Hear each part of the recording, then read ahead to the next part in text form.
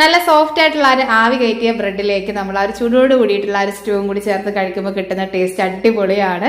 അപ്പൊ ഇന്ന് നമുക്ക് ആ ഒരു ചിക്കൻ സ്റ്റൂവിന്റെ റെസിപ്പി നോക്കാം. കുറച്ച് ഓയിൽ ഒന്ന് ചൂടാക്കി എടുത്തിട്ട് ഇതിലേക്ക് സ്പൈസസ്, ജിഞ്ചർ ഗാർലിക്, പിന്നെ സവാള, പച്ചമുളക്, കുറച്ച് കറി ലീവ്സ്, ഉപ്പും കൂടി ചേർത്ത് കൊടുക്കാം.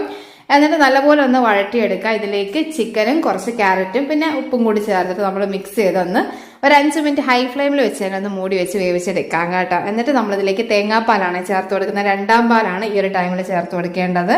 നല്ലപോലെ ഒന്ന് വീണ്ടും മൂടി വെച്ച് തിളപ്പിച്ച് ഒരു 1/4 ഭാഗം പാലൊന്ന് വറ്റി വരുന്ന രീതിയിലേക്ക് ഒന്ന് ചെയ്തെടുത്തിട്ടുണ്ട്.